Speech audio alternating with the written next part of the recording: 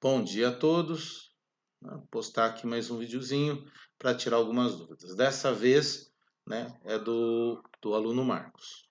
O Marcos me escreveu e pediu que eu fizesse um vídeo explicando as 12, 16, perdão, e a 19. Então, vou começar pela 19 aqui. De todos os empregados de uma firma, 30% optaram por um plano de assistência médica. A firma tem a matriz na capital e somente duas filiais, uma em Santos e outra em Campinas. 45% dos empregados trabalham na matriz e 20% dos empregados da capital optaram pelo plano de assistência médica.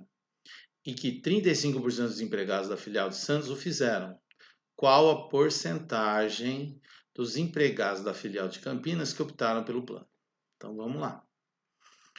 Então, dá uma olhadinha no que diz aqui o problema.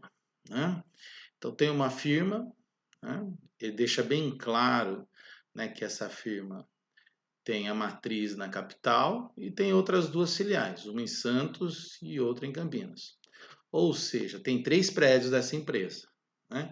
Um prédio fica na capital, outro prédio fica em Santos e outro prédio fica em Campinas. Então tem funcionários. Tem uma parte dos funcionários na capital, uma parte dos funcionários em Santos e uma parte dos funcionários trabalhando em Campinas. Aqui no comecinho ele já diz que 30% de todos esses funcionários, do geralzão da empresa, quer dizer, pegando os funcionários de São Paulo, da capital, juntando com os funcionários de Santos, juntando com os funcionários de Campinas, isso vai ser o meu espaço amostral aí, quer dizer, vai ser o meu 100%, teoricamente, Vamos pensar assim. De todo esse pessoal, 30% optou em assinar o plano de assistência médica. Bom, então essa é a primeira informação que tem. De todos os empregados da firma, ou seja, juntando os trabalhadores da capital, os trabalhadores de Santos e os trabalhadores de Campinas, 30% desse pessoal optou pelo plano de assistência médica. Então ele diz aqui, que tem a matriz na capital, dos filiais de Santos e Campinas. Dos empregados que trabalham olha só, 45% dos empregados, que ele está falando que 45% de todo mundo que trabalha na empresa, se juntar os empregados da capital, os empregados de Santos e os empregados de Campinas, 45% dessas pessoas estão trabalhando onde?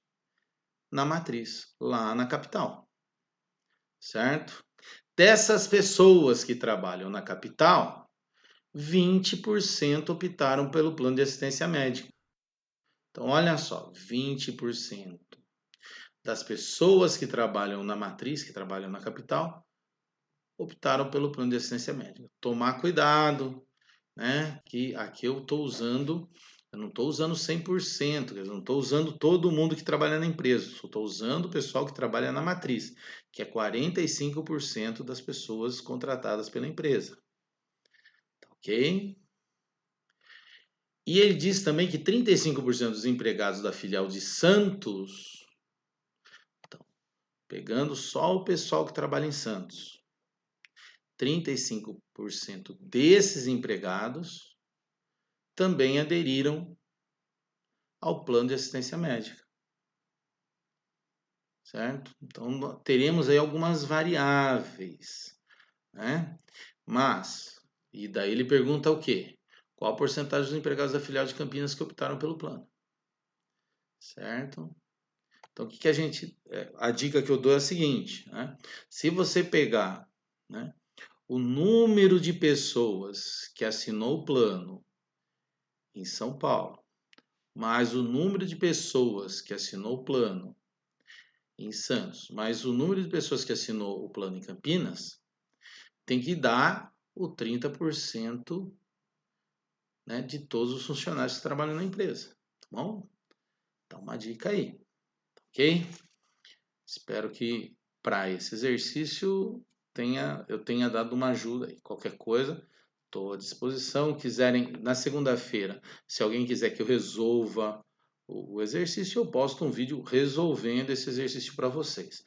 Mas é interessante que com essas dicas vocês tentem fazer, ok? Agora o exercício 12. Então, vamos lá para o exercício 12. Aqui.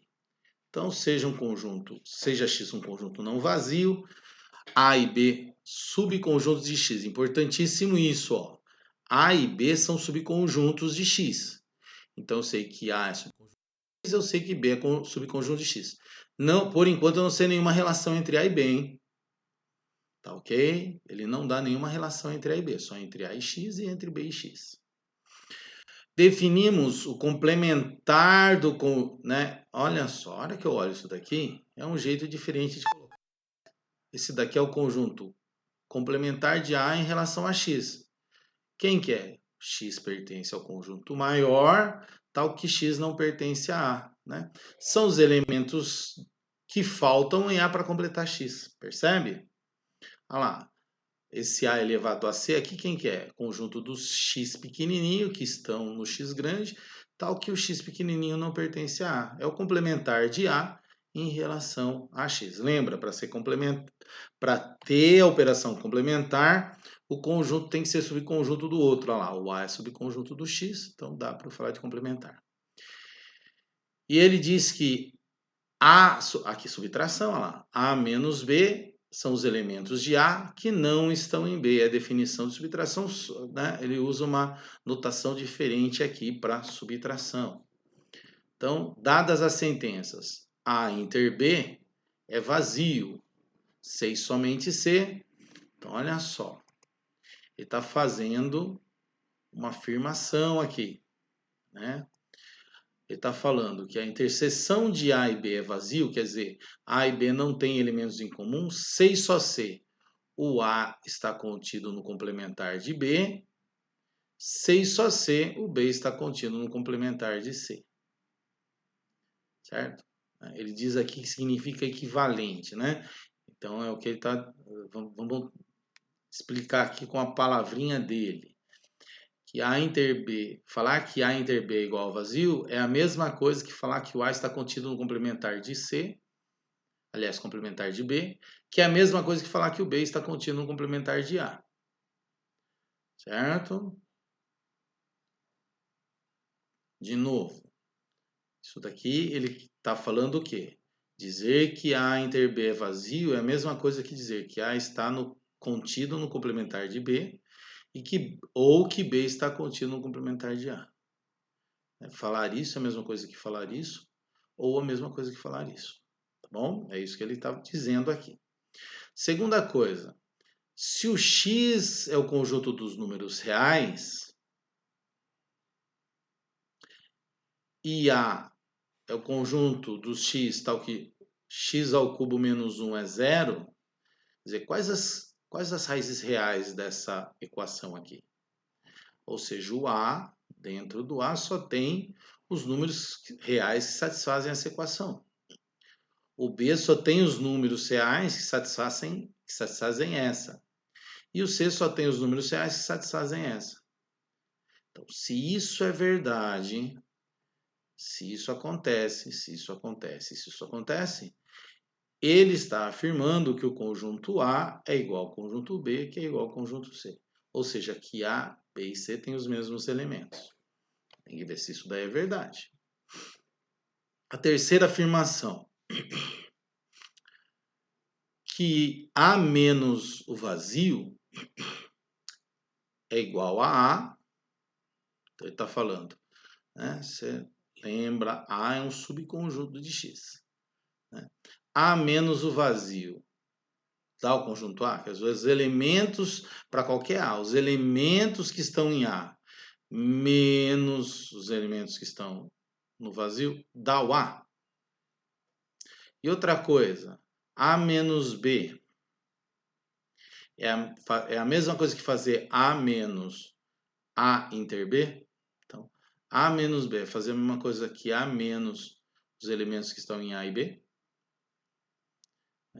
E a última afirmação dele é que A menos B é diferente da interseção de A com o complementar de B. Ok? Daí tem que ver dessas quatro aqui, quais são verdadeiras. Certinho? Espero que eu tenha espero que tenha sido claro. Ok? Que as informações que eu dei possam ter ajudado aí no exercício. E, por fim,